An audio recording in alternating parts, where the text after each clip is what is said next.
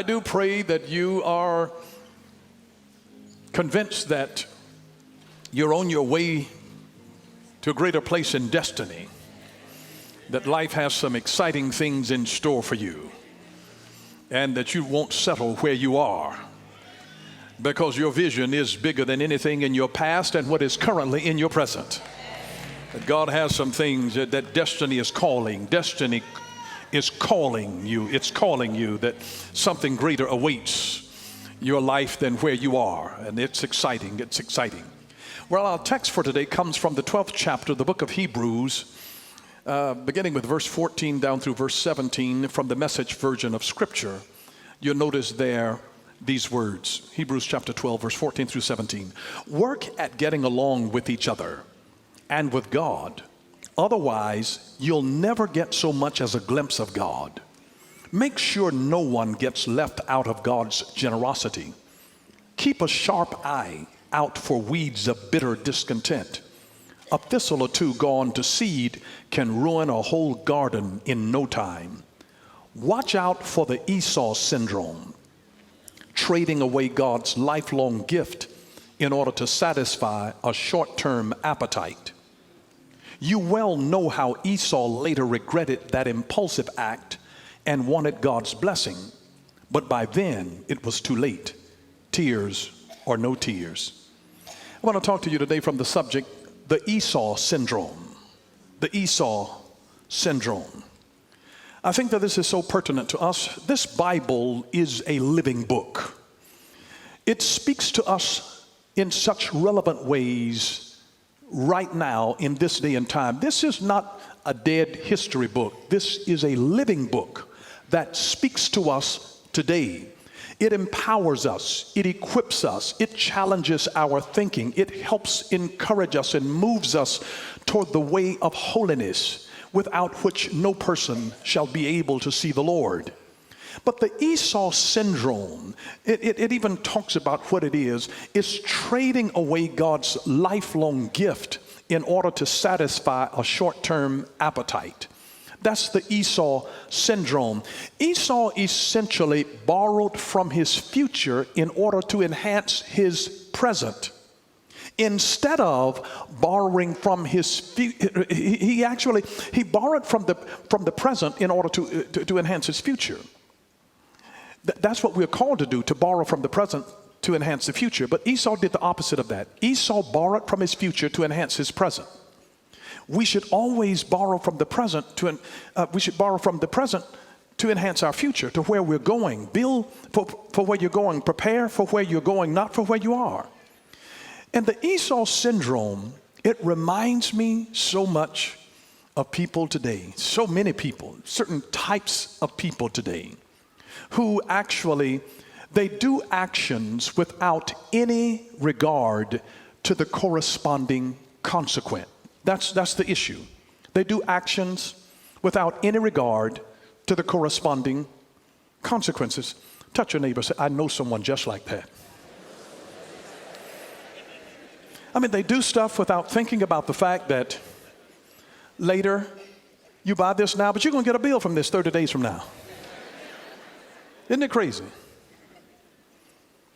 And so, whatever you do now, there is a consequence that's coming later. This is what wisdom is. Wisdom is realizing right now the future consequences of your current decisions. Does that make sense to you? It is realizing right now the future consequences of your current decisions. So, before we do things, we should ask ourselves, what are going to be the consequences in the future of my doing this? If my mama tells me to make my bed, and if I don't make it, back in my day, we knew that it was death. That was the consequence. And now, you can threaten to call defects on mommy. Mommy, I'm going to call 911. Well, fine. Good luck on finding a place to sleep tonight.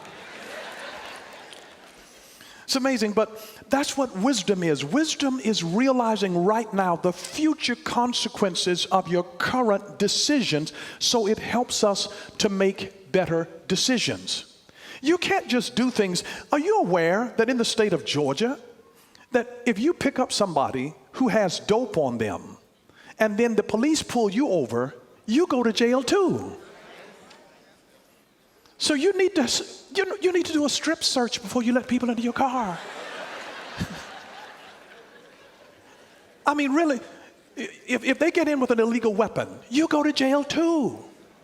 If you give somebody a ride and they just robbed a bank, you go to jail too. You're going to be charged with driving the getaway car.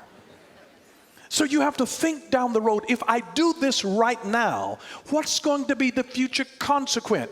Listen, I tell people, don't lend money you can't afford to lose.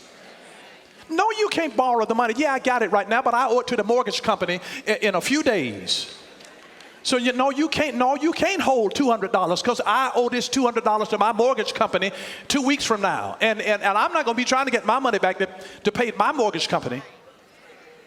So it allows me to make a better decision right now because I'm realizing the future consequences, because you loan them your rent money, and then when it's time for you to need your rent money back, they're giving you an explanation talking about what had happened was.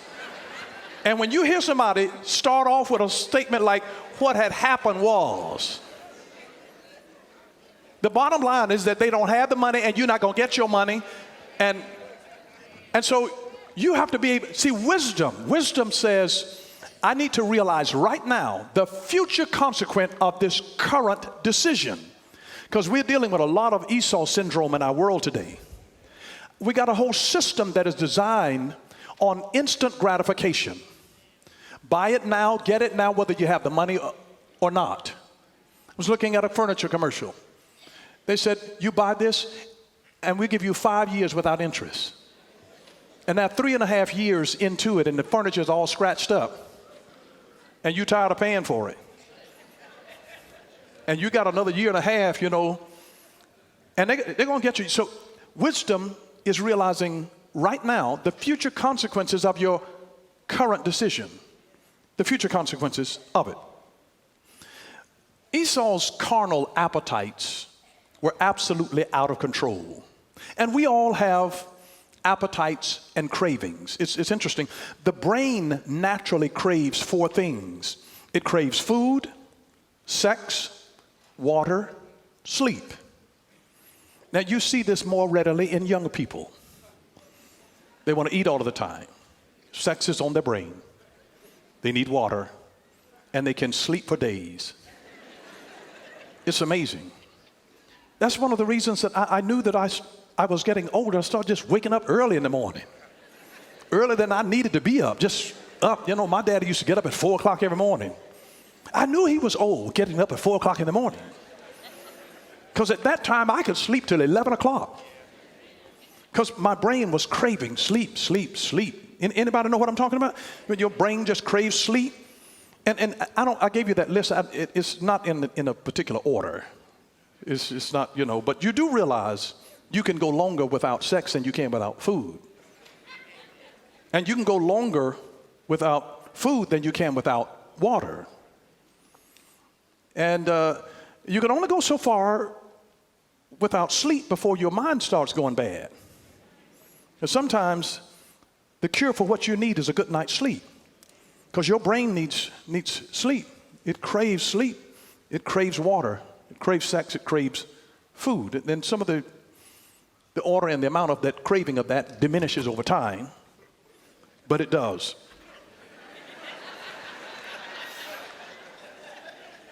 And I just want to encourage you today, make sure that your choices reflect your dreams and not your fears.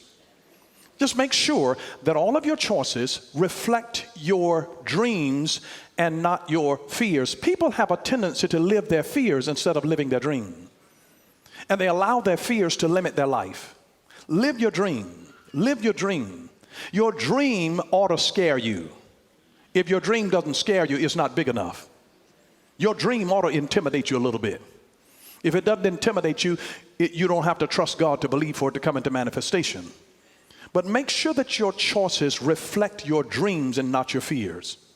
And I encourage you to do this. Don't confuse the urgent with the ultimate. See, Esau was hungry. That's why he made a deal and traded his birthright for a bowl of beans.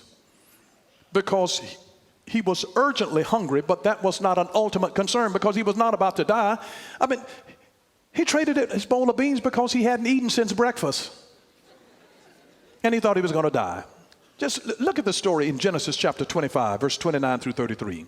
Once when Jacob was cooking stew, Esau came in from the field and he was exhausted. And Esau said to Jacob, "Let me eat some of that red stew, for I'm exhausted." And therefore his name was called Edom. And Jacob said, "Sell me your birthright now." And Esau said, "I'm about to die. Of what use is a birthright to me?" And he sold him his birthright for a bowl of some lentil soup, some red stew. He sold his birthright, an eternal divine blessing that would bless not only his life, but the life of his children. He said the wrong thing at a tempting moment. And it reminds me of Benjamin Franklin's statement when he said, "Remember not only to say the right thing in the right place, but far more difficult still to leave unsaid the wrong thing at the tempting moment." To leave unsaid the wrong thing at the tempting moment. There are some things that you need to leave unsaid at the tempting moment. Don't say everything that you think. Don't say everything that you feel. Use your filter. Use your filter. If you don't use your filter, you will live a life of regret. Use your filter. Don't say everything you feel. Don't say everything that you think. Because how many of you all know that if you have children, your children will do some stupid things, but you don't want to call them stupid? I know some of you do. Think it, don't say it. Think it, don't say it. Your words give life to people. Whatever you speak, you'll get more of. So every time you call your child stupid, they'll give you more stupid stuff to complain about. Speak life to this. Speak life to them. Say, no, this is not my son. This is not, my child is too wise. You're operating out of your character, who you are as a wise young woman, who you are as a wise young man. You've got to live up to the wisdom that is on the inside of you. Call those things that be not as though they were. But all at the same time up under your breath, that stupid child, what in the world made this child do that? You can be saying all kinds of things on the inside, but while you think it, while you feel it, don't speak it, because if a word is not spoken, that thought will die unborn. If it is not spoken, it will die unborn. The moment you speak it, you give life to a feeling. And you give life to it, and now it takes form and it takes expression. You've just empowered it to live because you give life to it. And we're giving life to too much death that comes out of our mouth. And this is why the Bible says in the Proverbs, life, it says, actually it puts it death first. Death and life are in the power of the tongue. Death and life. Death and life are in the power of the tongue. Death and life are in the power of the tongue. And you're gonna live by the fruit thereof. So speak life so that you and your children can live. Your grandchildren, speak life. Call those things that be not as though they were. How many times have you been tempted to say the wrong thing at a tempting moment? Just have to think about that. But you know the problem with Esau? Esau said, I've been out all day hunting, because Esau was a hunter by trade. He was a hunter. He's a professional hunter, the man of the field. His name Esau means red man of the earth, like a red clay. He was a red guy, hairy. And he became the father of the Edomites. And here he is now, but he came in one day exhausted, just worn out, weary. And he made a bad decision and traded his birthright because he was tired, because he was hungry. He made a bad decision. When you get tired and hungry, it starts making you feel hopeless. And hopelessness attracts demon activity. Listen to me carefully. Hopelessness attracts demon activity. Wherever you find hopelessness in a community, you'll find crime. You'll find alcoholism. You'll find prostitution. You'll find robbing, breaking and entering. You'll find drug use, dealing, selling, using. Wherever you find hopelessness, you'll find every form of evil, because hopelessness attracts demons. Hopelessness attracts demon activity. If you find a hopeless person, thoughts of suicide begin to come to their minds. Wherever there is hopelessness, hopelessness attracts demon activity. You have to be careful about hopelessness. If you ever start feeling hopeless, it's difficult to help a person who feels hopeless. It's one thing to be helpless, it's another thing to be hopeless. And hopeless people have no ability to be helped. And so this is why demons start coming in and telling them what to do, because now they're hopeless. And it is attracting demon activity wherever people are hopeless. That's why you have to use your mouth to always speak life and give hope to others. You have to let your vision, let your dream be your guide for your day and not your mood. Let your dream guide your day, not your mood. Let your vision guide your day and not your mood. You're not going to always feel like getting up and going to work. You don't do it because you feel like it. You do it because it's the right thing to do. You don't take care of your children because you feel like taking care of them. There are so many times you don't feel like cooking. You don't feel like washing clothes, ironing clothes. You do it because it's the right thing to do. You don't feel, if you're working with an instrument, you don't feel like practicing. If you're an athlete, you don't feel like going to practice. You don't feel like going in the gym and lifting weights. You don't feel like it. But we can't live by our feelings. You have to live by your dreams. Be led by your dreams and not driven by your fear and driven by your mood and your sleepiness. I don't feel like it. Every time you get up early in the morning, you're not doing it because you feel like getting up. You're doing it because this gives you an advantage for the day so that you can let your dream, your vision come into manifestation. You got to work while other folks are sleeping. Here's the deal. I want you to realize this. Never negotiate and make permanent decisions when you're tired. Never negotiate and make permanent decisions when you are hungry. You never negotiate and make permanent decisions when you are angry. You never negotiate and make permanent decisions when you are depressed. And you never negotiate and make permanent decisions when you are desperate. When you are any of these conditions, if you're tired, that's not the time to make a permanent decision. When you're hungry, that's not the time to make a permanent decision. Because you're irritable when you're hungry. If you're angry, it's not the time to make a permanent decision. If you're depressed, it's not the time to make a permanent decision. You don't negotiate while you're depressed. You give everything away. Don't negotiate when you're desperate. You'll sell yourself too cheap. There's certain things. When you're in a position, and this is what Esau came in. Esau came in from the field. He was tired and hungry. See, the first two, he was tired and he was hungry. The Bible says he was exhausted, he was weary, and he was hungry. And he made a bad decision that affected his destiny. Not his day, his destiny. One decision that you make can derail your destiny. His destiny was affected. He lost a birthright coming to his sons and his daughters and his grandchildren and his great-grandchildren and all of that after him because of one stupid decision. Your destiny can be shifted in one decision. That's why we need God in our life. Because you can make decisions, and if you're making a poor decision because you're tired, because you're hungry, because you're angry or depressed or desperate, wait until you get out of that condition. Sleep on it. Don't give them an answer. Say, let me think about this and have a good meal. You'll be surprised. After you've had a good meal, you feel differently. Why do you think the business world uses the whole idea about wining and dining them? They're not going to ask you to buy something and invest in something, and you're hungry and you try to get out of the meeting so you can go get something to eat.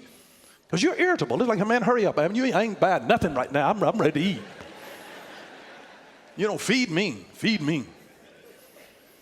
Don't negotiate when you're tired. Don't negotiate when you're hungry, when you're angry, when you're depressed, when you're desperate. Take some time. Breathe. Sleep on it. Esau was unhappy. He was an unhappy camper.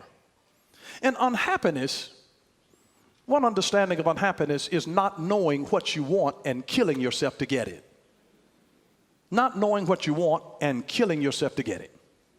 I love this quote by Timothy Keller. He says, studies find a very weak correlation between wealth and contentment. See, people think that if I had money, all of my problems would be solved. I'd be so happy. And the more prosperous a society grows, the more common is depression. After basic needs are met, the things that human beings think will bring fulfillment and contentment don't. Isn't that something? After basic necessities are met. Then you saw the African attire, the beautiful African sisters here today. I've been to Africa.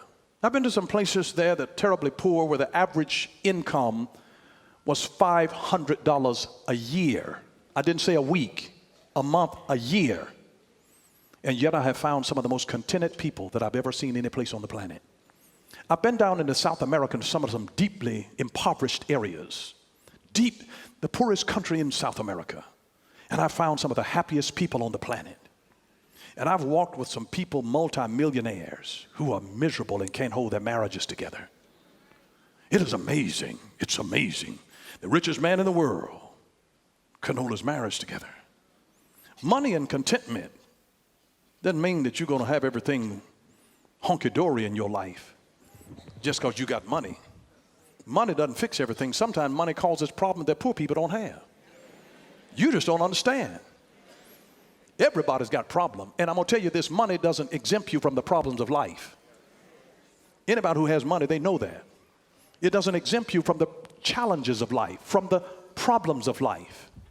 I know some of you all would rather switch and have a different set of problems. But it won't exempt you. But here's the thing that I want you to understand. Joy comes from Jesus. And the moment that you put Jesus at the center of your life, you will have peace. The moment you put Jesus at the center of your life, you will have peace. You'll have peace. It's amazing that African-American slaves in this country years ago could have peace, and they could be in slavery and still singing, still blessing the Lord, still honoring Him, still praying at night before they went to bed. And now we got 15 cents in the bank and won't even pray. Oh my, we got some serious issues. And there they were. But if you ever put Jesus at the center of your life, and here's what I mean by putting Jesus at the center of your life. When you make a Christ-centric life, it means that you think about how Jesus would think about things. It means that your life and your decisions are centered around Christ's values, centered around Christ's principles, around His truth, around His beliefs. So it basically means that you approach life through the perspective, through the prism of looking the way that Jesus would have looked at this thing and asking the question truly, what would Jesus do? So when you live a Christ-centric life, as a business owner, you're saying that if Jesus owned this business, how would He interact with His employees? How would He respond to His employees? If Jesus owned this nursery, if Jesus were the teacher in this classroom, how would He do it? How would He relate to the students? If Jesus were the pastor of this church, you have to ask, what would Jesus do? What would Jesus do? What would Jesus do? I was in the grocery store yesterday, and a lady got in front of me. She had a whole stack of coupons. And they had to check, and then there was a problem with it, and then they had to ring for a manager to come in and override something. And I was just as patient. And I waited until she finished, all of her things, and the lady noticed how patient I was. And she said, "Sir, thank you so much for your patience." She said, "Because people are so impatient nowadays." I said, "Young people are impatient." I said, the older that we get, the more patient we are. The more mature that we are, the more patient we are. Isn't it crazy that the people who have the shortest length of time on the earth are very patient? And the younger that people are, the faster they drive. The more they're cussing if you're driving slowly, the more they will cuss you out if the light is turning yellow, and if you actually stop instead of speeding through. Just for your information, when the light turns yellow for me, I speed through. It's like, hurry up and get through, But isn't it amazing? I don't know. That's how you know what you've reached senior citizen status, if you're going on a trip and if you pack 2 weeks in advance. You know, you're going on a trip, you already packed up. I mean, long before anything happened, you already packed up. Patient, just patient. You know, you're going to pick them up to take them somewhere. They are ready a whole hour, just sitting there waiting with the pocketbook, just ready to go. Patient, patient. And young people, I mean, if you are 20 seconds too late, they're having a frenzy, going into a frenzy. It's amazing. So I want us to think about viewing life through how Jesus would do it. That's what it means to live a Christ-centered life. That your thoughts, how you operate in your marriage, that if Jesus were married to my spouse, how would he respond? How would he deal with this if somebody said this to them? How would he respond? That's living a Christ-centric life, is to think through how Jesus, if he were living this life in this same position, what would he do? You see, Esau suffered the curse of having an acute desire for instant gratification because he lacked the virtue of patience. And it tells you a great deal about a person just by looking at the things that they chase. Just by looking at the things that they chase. Marcus Aurelius put it this way. He says, the true worth of a man is to be measured by the objects he pursues. The true measure of a man, and this works for women too, the true measure of a woman is to be measured by the objects she pursues. It doesn't matter, male or female, the measure of who you are is determined by what you pursue. So if you're running after dope, that tells me something about you. If you're running after a skirt and running after some pants, it tells me something about you. But if you're in hard pursuit after God, if you're chasing dollars or if you're really going after purpose, it tells me something about who you are. What are you pursuing and what does it say about you? Thank you for watching Power for Living with Bishop Dale C. Bronner. Join us again next time for Power for Living, where revelation is power. Power for living.